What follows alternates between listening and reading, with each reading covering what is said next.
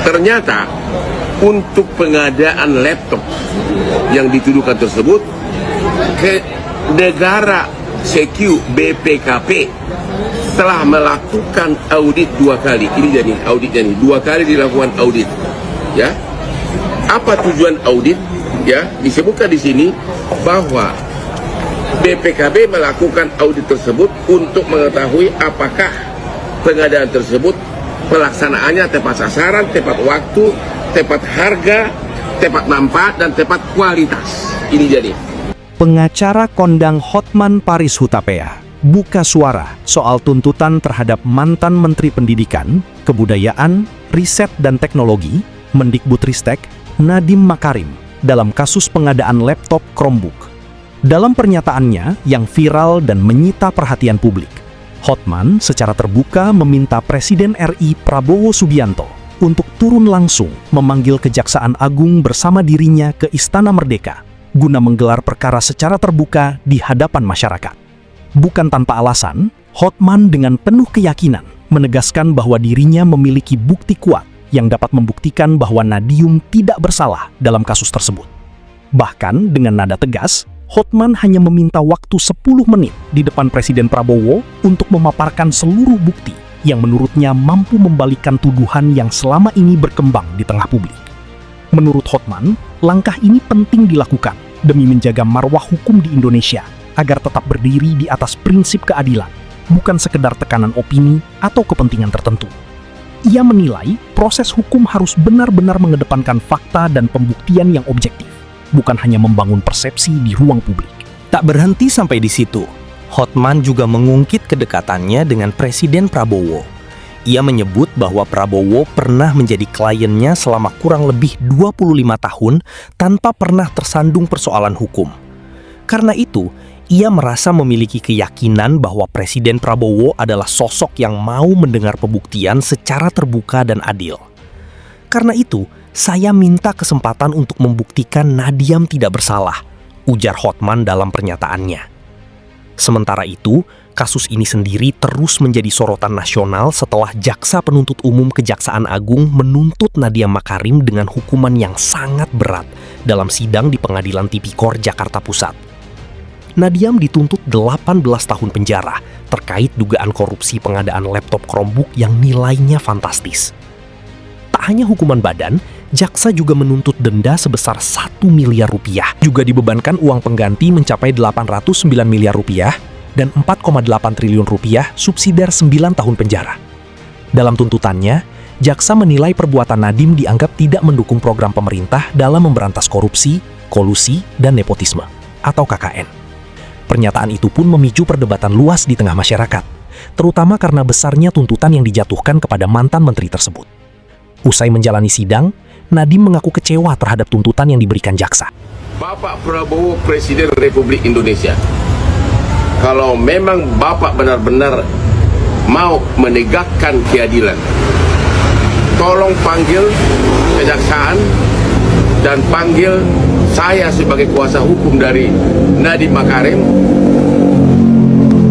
gelar perkaranya di istana, dan saya akan buktikan, 1, Nadiem Makarim tidak menerima uang 1 sen pun. 2, tidak ada markup dalam pengadaan laptop. 3, tidak ada yang diperkaya. Sekali lagi, saya hanya membutuhkan 10 menit untuk membuktikan itu di depan Bapak Prabowo, Presiden Republik Indonesia, yang pernah jadi klien saya 25 tahun. Seluruh rakyat Indonesia ingin agar benar-benar hukum ditegakkan, dan inilah saatnya saya akan membuktikan bahwa Nadiem Makarim tidak melakukan tindak pidana korupsi. Tapi kenapa dia ditahan? Kenapa dia ditahan? Tolong perkaranya pertama kali digelar di istana. Salam dari Hotman Paris yang pernah memberikan bantuan hukum kepada Bapak 25 tahun tanpa noda 1 titik pun. Terima kasih Bapak Presiden. Untuk mencari uang itu bisa seumur hidup.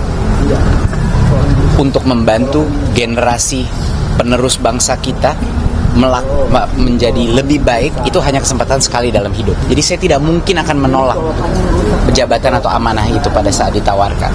Mau saya gagal pun, resiko gagal, resiko masuk penjara pasti saya ambil. Karena masa depan Indonesia itu lebih penting dari segala resiko ini.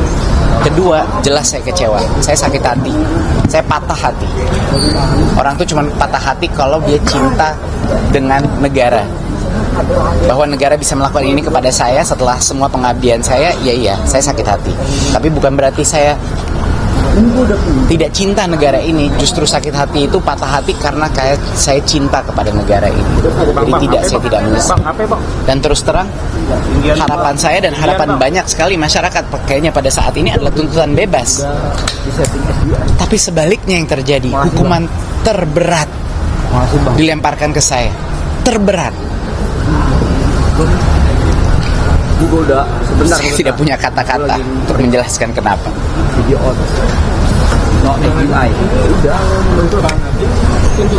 Jaksa udah sesuai dengan fakta persidangan atau melenceng? Menurut Mas? Batu bentar, orang lagi telepon. Saya mendengar itu tuntutan. Jadi mendengar tuntutan itu seperti daftar narasi yang bukan hanya di luar nalar, tidak ada sambungannya dengan kasus. Saya kasih analogi. Di dalam sidang, misalnya ada mobil, di dalam sidang itu mobilnya dibawa, ada foto mobilnya, ini mobil biru, mobilnya ini, harganya ini, bukti transfernya segini 100 harganya dan lain-lain. Ini mobil biru dengan bukti bahwa harganya 100. Mobilnya datang. Di dalam tuntutan tidak, mobilnya merah dan harganya 50. Seperti itu. Sesuatu yang sudah dibuktikan dengan berbagai dokumentasi di dalam tuntutan balik lagi ke awal. Jadi buat apa sidang? Itu pertanyaan saya. Kalau setiap hal yang sudah dibuktikan dengan saksi, dengan dokumentasi sudah keluar, tetapi di tuntutan balik saja kepada dakwaan awal sebelum proses persidangan, buat apa kita bersidang? Buat apa? Ya, kenapa? Mendingan langsung saja hukum. Paling tidak membuang semua waktu kita. Gitu. Kenapa? Apa gunanya sidang kalau fakta persidangan tidak dimasukkan ke dalam tuntutan, bahkan kadang-kadang dalam keputusan? Ini suatu hal yang saya sebagai orang awam, bukan orang hukum, tidak mengerti buat apa proses ini kalau semua sudah terang benderang dan masih saja kembali ke situ. Dan kenapa tidak ada konsekuensi bagi tim penuntut yang terus mengutarakan kebohongan berulang-ulang kali? Kok bisa saja gitu loh, dan terbuka di depan semua orang menyebut kebohongan. Itu angka 4 triliun 4.800 itu SPT 4 triliun itu diambil dari SPT saya di tahun 2022. Saya melaporkan nilai IPO Gojek, itu bukan uang yang saya terima, itu cuma nilai IPO. Dari situ dia ambil, oke, sekarang harus dibayar balik. Apa logikanya? Sama dengan 809, itu tidak ada urusan sama saya. Angka 809 sudah terbukti transfer antara dua perusahaan Gojek. Saya tidak terlibat, nggak ada hubungannya dengan Google, tidak ada hubungannya dengan Chromebook. Di dalam tuntutan itu ada berbagai hal yang menciptakan aura seolah-olah ada suatu mufakat jahat, konspirasi untuk menakuti orang. Nadiem ini jahat dan telah menciptakan suatu rencana besar. Tapi kalau orang kita berpikir secara logika, setiap kali kita mendengar itu pasal-pasal tuntutan, tunggu dulu. Ini hubungannya apa ya sama Chromebook? Ini hubungannya apa ya dengan kemahalan harga laptop di pengadaan, yaitu adalah kerugian negaranya? Itu yang nggak terjawab. Karena tidak ditemukan, poin saya terakhir adalah karena tidak ditemukan PPATK transfer ke saya, tidak ada. Tidak ditemukan aliran dana dari vendor ke saya, tidak ditemukan aliran dana dari Google ke saya, tidak ditemukan aliran dana dari PT Akap ke saya, tidak ditemukan aliran dana dari PT GI ke saya. Karena gagal membuktikan semua aliran dana ini, yang harus diciptakan agar saya salah adalah suatu narasi yang kayaknya ini suatu mastermind atau suatu mufakat atau penyamaran fraud keuangan yang tidak ada hubungannya, karena korupsi di awalnya itu tidak ada. Nah, itu mungkin dari saya. Saya malam ini akan menjalani operasi. Saya sedih, saya kecewa, keluarga saya sangat terpukul dengan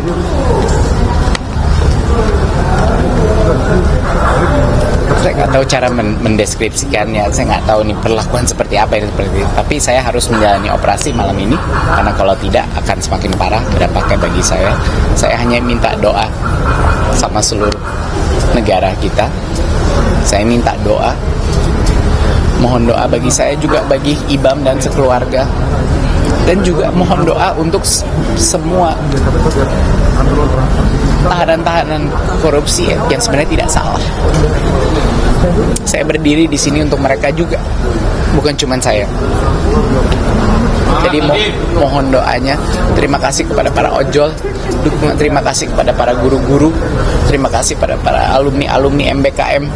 Semua, saya tidak merasa sendiri berdiri di sini karena ada kalian. Saya merasa bahu saya dipegang sama semua orang-orang yang berada bagian dari perjuangan kita sebelum ini. Jadi terima kasih. Saya berdiri di situ sendiri, tapi saya tidak merasa sendiri. Jadi terima kasih atas dukungan negara ini. Saya harap anak-anak muda se-Indonesia tidak putus harapan. Saya harap masa depan negara kita lebih baik. Terima kasih.